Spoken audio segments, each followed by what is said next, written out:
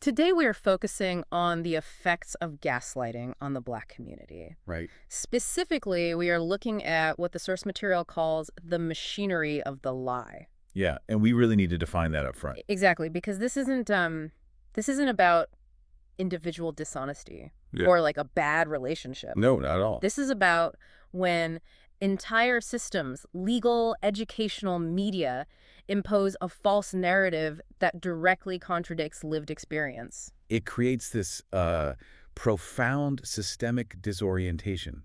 I mean, think about it. You have the legal system claiming equal protection under the law, right? Right. But simultaneously, it's policing and killing without consequence.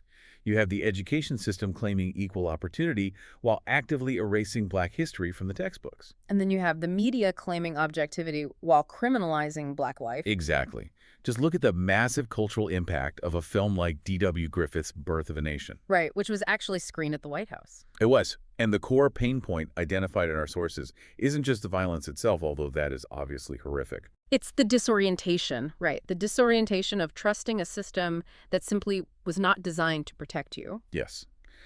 Discovering that massive gap between its promise and its actual function. That gap is where the trauma lives. The cognitive dissonance of being told you are free and protected, while every piece of evidence around you suggests you're being hunted. But, and this is really the pivot point of our deep dive today, that gap is also where the strategy begins. Which brings us to the subject of this deep dive, Ida B. Wells. Yes. But we need to set some ground rules here immediately for you listening. Yeah. We aren't looking at her as just a statue. Right. Or some passive historical icon to just admire on a shelf. Exactly. The sources frame her as a master strategist. She didn't just endure this systemic gaslighting. She built a method for cutting right through it. That is the key distinction here.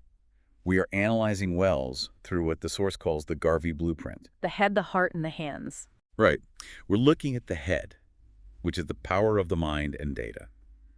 The heart, the importance of purpose. And the hands, the strength of perseverance. So the mission today is to move beyond just admiration. We want to actually break down her operation. We want to understand the mechanics of exactly how she dismantled the lie. Let's get into the head first, the power of the mind. Okay. But before we get to her strategy or her journalism, we really have to understand the raw material of her character. Yeah, where does this incredible resilience come from? Because the sources paint a picture of someone who was hardened long before she ever picked up a pen. Absolutely. To understand the steel in her spine, you really have to go back to the very beginning. She was born enslaved. Born enslaved in Holly Springs, Mississippi in 1862. Right in the middle of the Civil War. Exactly. And her parents, James and Elizabeth, were what were known as race people. Let's unpack that term for a second for the listener. Race people. It meant they were deeply, deeply committed to the advancement of Black people. They were community builders. Right. They valued education above everything else. Because they understood that in a post-slavery world, the mind was the only weapon that couldn't be confiscated. Wow. The only weapon that couldn't be confiscated. Yeah, they were building a foundation for their children. But the real turning point, the moment that seems to have truly forged her character, came in 1878. The yellow fever epidemic. And I think we need to explain the scale of this. Because we hear the word epidemic today, and you might think of modern quarantine, staying home, watching Netflix. Right, but this was absolute devastation. Yeah. The epidemic swept through Holly Springs like a wildfire. It killed both of her parents. Both of them. And her infant brother. Ida was only 16 years old. 16. Suddenly, she's an orphan. She's the oldest of 6 children, staring down a world that really doesn't care if they survive. And here is where the system first tries to intervene in her life, right? Yes. The local Freemasons stepped in, ostensibly trying to help, and they made a decision for her. They wanted to split the kids up. Exactly. They planned to put them in different foster homes. Distribute the burden, so to speak. And this is the first real glimpse we get of the strategist. A 16-year-old girl looks at these powerful men and just says no. She flat out refused to let the family be separated. Think about the audacity of that in 1878. It's incredible. So what did she do? She took a teaching job, but she actually had to lie about her age to get it because she was technically too young to be certified. Right. She put her hair up to look older. Yeah, she pinned her hair up, walked into that country schoolhouse, and supported all 5 of her siblings on $25 a month. That is just an unbelievable amount of responsibility for a teenager. It is. But it sets the stage for everything that comes later. She was already refusing to accept the terms the world offered her. She was already rewriting the script. She absolutely was. So let's fast forward to the main event, her move into what we're calling the head. This happens when she confronts the inherited lie about lynching. This is critical for you to understand. Hmm. To grasp her work, you have to understand the environment of the late 19th century. The gaslighting. Yes.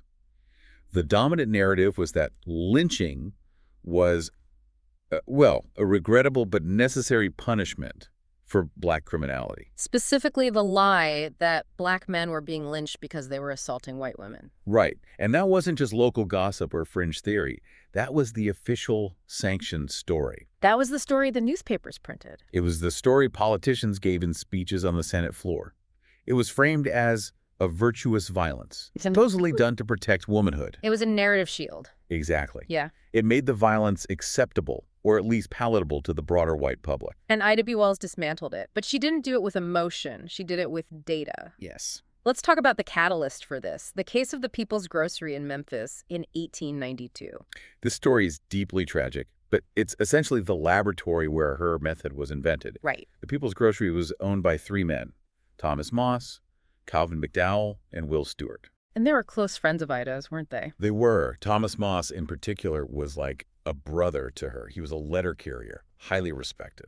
And by all accounts, in the sources, they were doing everything right according to the American dream. They were pulling themselves up by their bootstraps. They were. They built a business. Yeah. They were successful. In fact, they were too successful. Ah. They were competing directly with a white-owned grocery store across the street.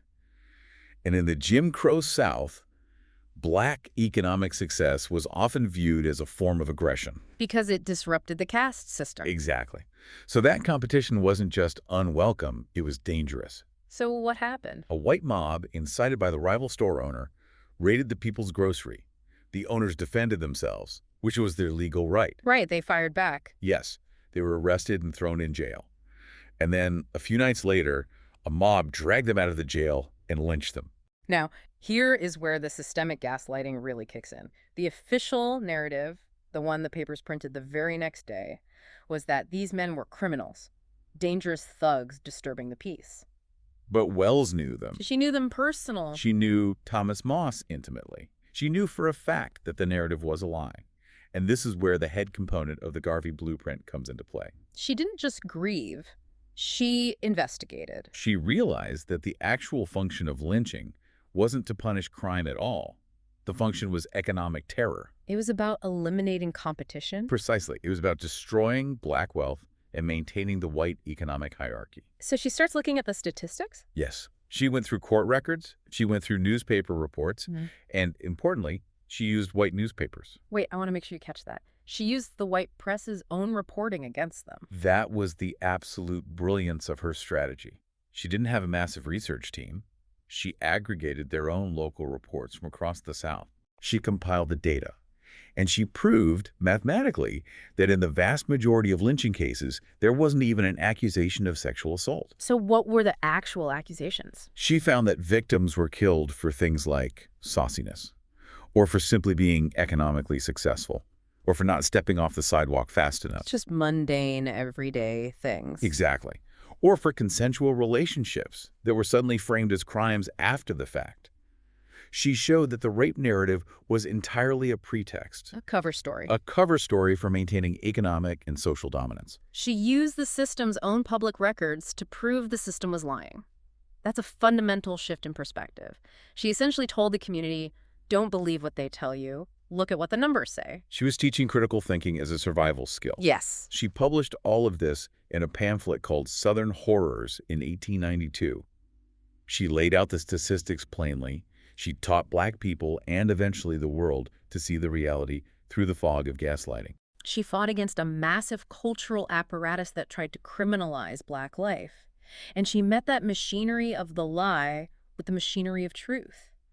Data. Exactly. That brings us perfectly to the heart, the importance of purpose. Because, let's be honest, you don't take on a fight like this just because you're good at math or journalism. No, you don't. You do it because you're driven by something much deeper. Her purpose was forensic. It was born directly from that profound grief over the People's Grocery. You have to look at the last words of Thomas Moss before he was murdered. Right. What did he say? He said, "Tell my people to go west. There is no justice for them here." There is no justice for them here. That is just chilling. It almost sounds like a surrender. It does sound like defeat, but Wells took that message to heart in a very different way. How so? Well, she did encourage people to leave Memphis, Oh. and thousands actually did, which crippled the city's economy. But she herself took on a different burden. Instead of fleeing to safety. Right. She decided her purpose was to expose why there was no justice. She turned her personal grief into a relentless investigation. And the sources emphasize that she refused the safer path repeatedly. I mean, she could have just stayed a school teacher. She could have stayed quiet. Absolutely.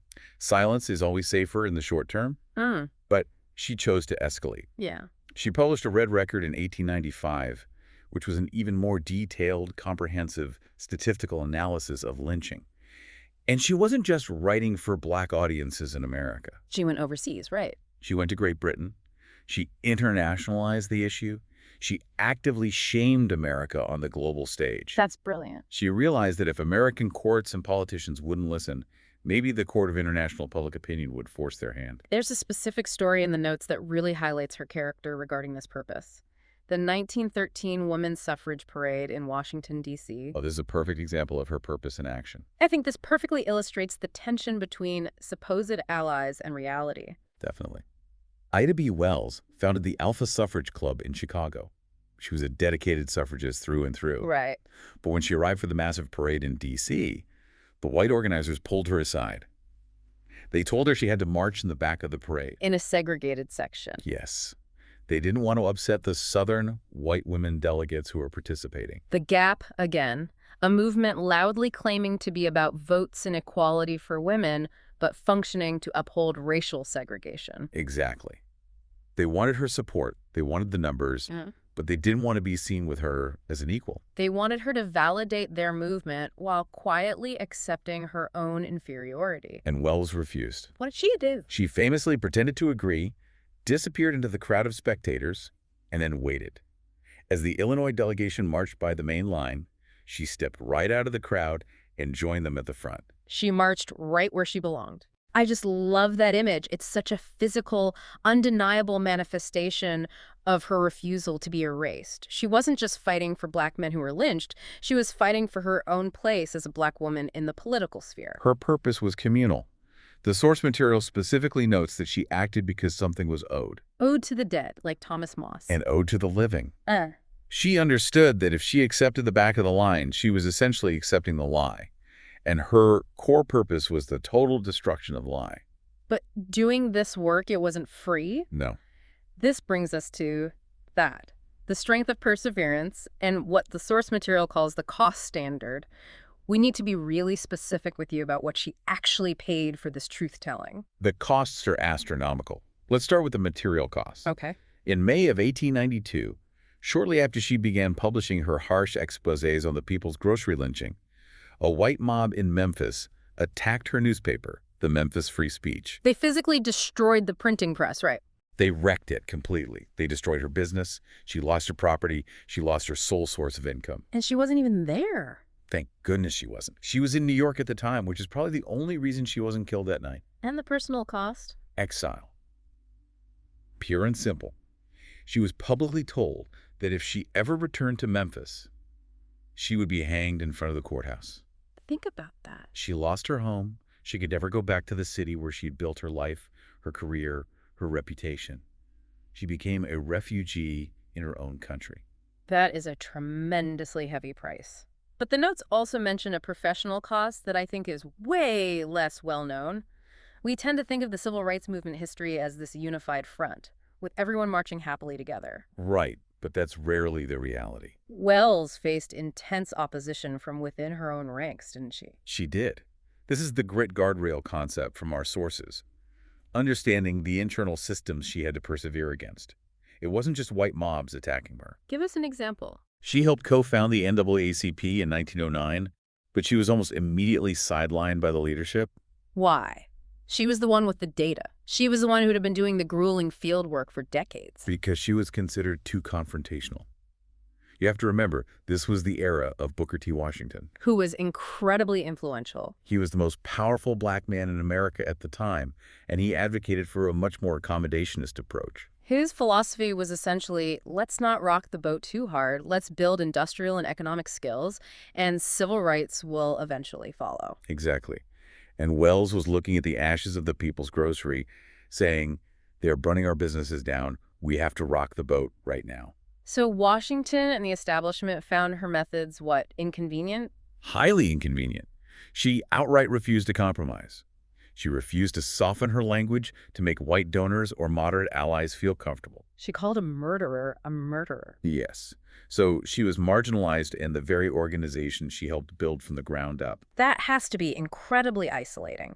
To be hunted by your enemies and silenced by your friends, it takes a very specific kind of strength to keep going when you don't even have a team behind you anymore. And yet she persisted. That's the hands part. The actual physical work continued. She didn't stop just because she wasn't invited to the committee meetings. Right. In 1917, decades after her Memphis exile, she went straight into East St. Louis. The East St. Louis Massacre. One of the deadliest race riots in U.S. history. White mobs systematically killing black workers. Wells was there. Just walking through the aftermath. Walking through the ashes, interviewing traumatized survivors, documenting the actual body count when the officials were lying about it. And the sources mentioned this specific event had a massive impact on Marcus Garvey as well. It did. It was a pivotal moment. The sheer brutality of East St. Louis is what shifted Garvey's focus intensely toward American race relations. So you see this direct lineage, Wells documenting the horror, providing the hard evidence that others like Garvey would then use to build their own philosophies of resistance. Exactly. And she continued this work for decades. Tulsa in 1921, Rosewood in 1923. It's almost exhausting just listing the atrocities she covered. The pattern was always the same. Black people built something, a grocery store, a vibrant town, a business district. White mobs violently destroyed it. The system called the destruction justified. And Wells was always there to say, no, here is the evidence, here is the truth. She was absolutely relentless. It really drives home the idea that perseverance isn't just about endurance, it's about strategy. She kept applying her method over and over, regardless of the personal cost. And speaking of cost, the cost to recognition gap is just staggering. Let's talk about that, the legacy portion, because when you look at how long it took for her to be fully recognized, it's shocking. It really is. She died in 1931. Her autobiography, Crusade for Justice, wasn't even published until 1970. 40 years later. 40 years. And the Pulitzer Prize. 2020. Ida B. Wells was awarded a special Pulitzer Prize citation 89 years after her death. 89 years. That is an entire lifetime. The citation read for her outstanding and courageous reporting on the horrific and vicious violence against African Americans. Wow. It took the major institutions nearly a century to catch up to the truth she was printing in 1892. That delay really illustrates the machinery of erasure we talked about at the top of the show. Yes, it does. But despite that massive delay, her legacy did survive. It survived in the work itself. You look at the modern inheritors of her method, the Ida B. Wells Society for Investigative Reporting, which was founded by Nicole Hannah-Jones and other prominent journalists. Right. There is a real poetic justice in the fact that Hannah-Jones received her Pulitzer for the 1619 Project on the exact same day Wells received her posthumous citation. It's incredibly powerful. It shows that the method actually works. Wells gave us the blueprint for modern investigative journalism. Evidence before emotion. Exactly. Yeah. She showed that while a mob can burn a printing press, you cannot unpublish the truth once it is out there in the world. So, if we synthesize all of this for you, the head, the heart, the hands, what is the real takeaway here? Because most of us aren't facing 1892 Memphis, but we are facing our own modern versions of systemic narratives. The takeaway is that gaslighting requires a counter strategy.